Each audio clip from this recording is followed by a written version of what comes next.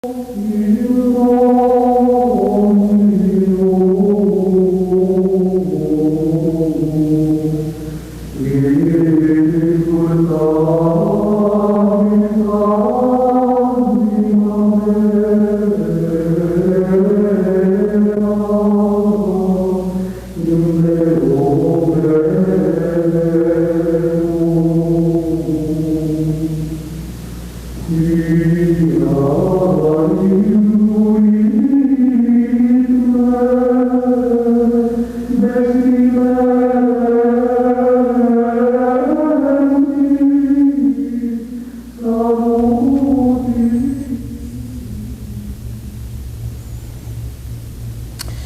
evening.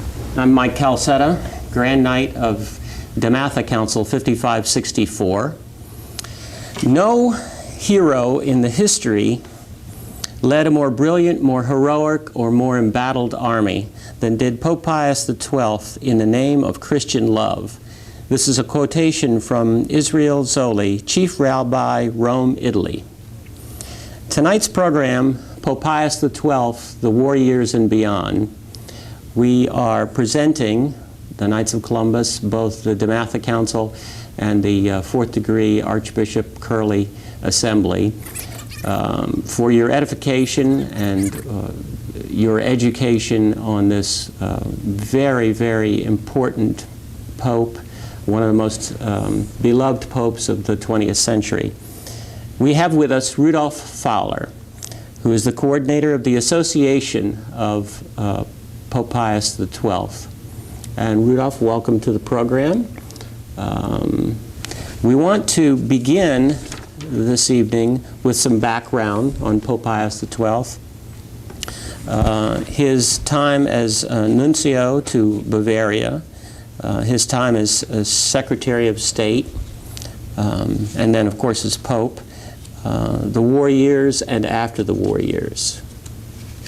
So, without further ado, Rudolf, what would you like to begin with respect to the background?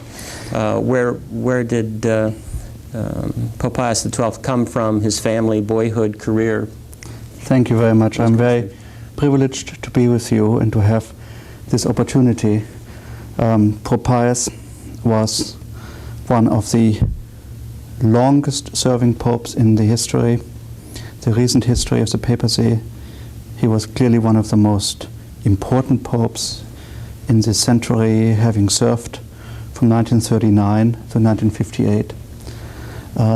He has been a great innovator and reformer, and the consequences of his ideas and his thoughts are many of which are still very, very active today.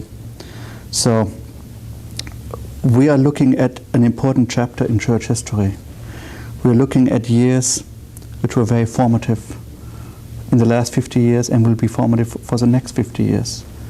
World War II was a dividing point in human history, a dividing point also for culture and for religion, a time when things seemed to break apart, and this Pope was able to keep it together. So we'll talk about it from this point of view, but we will also talk about it in terms of what, if anything, is still relevant about him today. What, if anything, can we still learn from him today? Very important. Yeah. Now, very rarely does it happen in the history of the Church that a Roman Pope actually comes from Rome. And he is one of the few who was born in Rome, in the center of Rome. His name was Eugenio Pacelli. He came from a family which for many years have been working for the Pope. They have been loyal to the Pope. And he was born in 1876, which is just 7 years after the Pope, which was Pope Pius IX, had lost all his possessions. The church state had been taken over after the French troops which protected it had to be withdrawn to defend the motherland against the aggression from the Prussian army. And so the Italians moved in and took over. And as a result, there was a rather hostile tendency towards the church in Italy at the time. There was a feeling that science and progress and liberalism of its day will be the future, and that the church is a thing of the past. And indeed, it looked very dark, because after more than 1,000 years, the church had lost the church state. It seemed to be without end. People who feel that way today. That's right. And we look back and we say, how wonderful that it happened, because the papacy only gained through this loss, through the loss of temporal power. It rose to its true glory and its true greatness by being purely a spiritual power. So he spent his boyhood. He spent his boyhood growing up in this very anti-Catholic atmosphere, when the Pope and the government basically didn't talk to each other. The Pope considered himself a prisoner of the Vatican and didn't leave it. He would be later on the first Pope to leave the Vatican as Pope. He grew up rather impoverished, I would say, because his family had very little income, given the fact that the Pope had lost everything. They refused a grandiose offer by the Italian government to work for the Italian state. Yes, tell us about that. Well, the Italians recognized that Mr. Pacelli was a very gifted lawyer and an even more gifted businessman. His grandfather actually began the Osservatore Romano, the famous paper, which today is still in operation, as the voice of the Pope. And he tried to sell it to the Pope, and he said, you know, this would be good for you to have a voice. But the Pope said, I don't want a voice. I don't want newspapers. This kind of stuff only creates trouble. So you keep it for yourself. So Pacelli ran the paper on his own. And after about 10, 15 years, the Pope recognized this is a useful paper. And he bought it. So they were always working for the Pope. And he grew up a very, very, very religious young man. He just loved the Virgin Mary. And when he was a little boy, he played Mass, and he ran all the time when he was gone. When he was a bad boy, he ran to the church to pray, and his mother had to go to Filippo Neri and pick him up there. He just loved to pray. And this was one of his characteristics towards the end.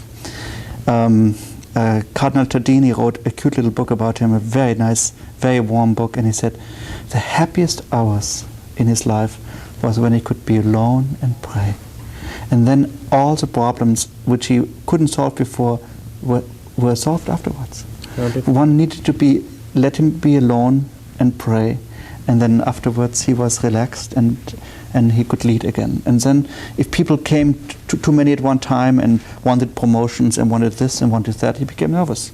And if you let him go alone and pray, it would solve itself. So his personality was being formed at that Very time. much so, yes, Okay. very much so. And we have recently a book came out, The Young Pacelli, which is quite interesting because it used to be a custom in Italy that students write their essays in a little booklet. And by some coincidence, we have the booklet of Eugenio Pacelli, all his essays about virtue. For example, one time in this very anti-Catholic atmosphere, he had to write an article about a real hero. And of course, most of them choose Garibaldi, who liberated Italy. He chose Augustine. Now, why is that? Well, because he figured that in Augustine, the relations between church and state, between material well-being and spiritual well-being, are all explained. And how old was he at this time? He was 12. Yeah, it was incredible. So he seemed to have a predestination, but there was also a big problem towards his priesthood because he was very ill. He was sicklish.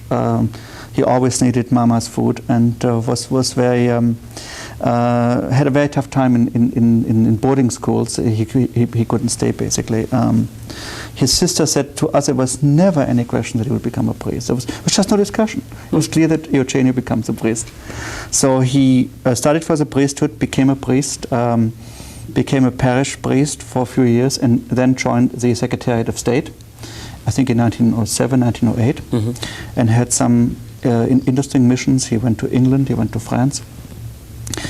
And he became familiar with two people who later on turned out to be rather influential, Cardinal della Chiesa and Cardinal Gaspari.